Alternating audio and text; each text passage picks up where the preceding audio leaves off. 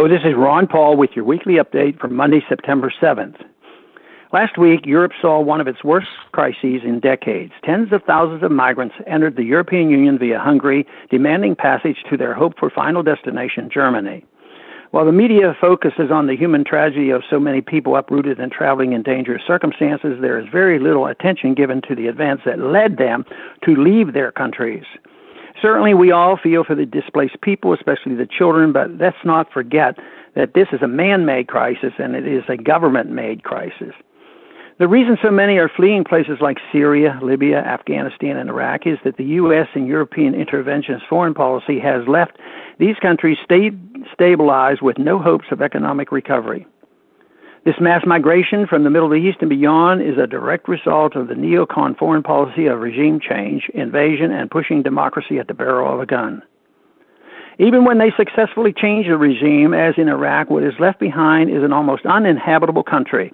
It reminds me of the saying attributed to a U.S. major in the Vietnam War discussing the bombing of Ben Tree.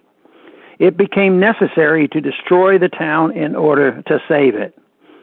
The Europeans share a good deal of blame as well. France and the UK were enthusiastic supporters of the attack on Libya, and they were clearly early backers of the Assad-Moscow policy. Assad may not be a nice guy, but the forces that have been unleashed to overthrow him seem to be much worse and far more dangerous. No wonder people are so desperate to leave Syria. Most of us have seen the heartbreaking photo of the young Syrian boy lying drowned on a Turkish beach. While the interventionists are exploiting this tragedy to call for direct U.S. attacks on the Syrian government, in fact, the little boy was from a Kurdish family fleeing ISIS in Kobane. And as we know, there was no ISIS in either Iraq or Syria before the 2003 U.S. invasion of Iraq. As often happens when there is blowback from bad foreign policy, the same people who created the problems think they have a right to deal and tell us how to fix it, while never admitting their fault in the first place. Thus, we see the disgraced General David Petraeus in the news last week offering his solution to the problem in Syria: make an alliance with al-Qaeda against ISIS. Petraeus was head of the CIA when the U.S. launched its covert regime change policy in Syria, and he was in charge of the so-called surge in Iraq that contributed to the creation of al-Qaeda and ISIS in Iraq and Syria. The idea that the U.S. can salvage its disastrous Syrian policy by making an alliance with al-Qaeda is horrific.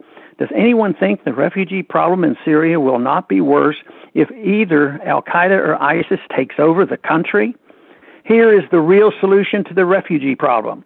Stop meddling in the affairs of other countries. Embrace the prosperity that comes with a peaceful foreign policy, not the poverty that goes with running an empire.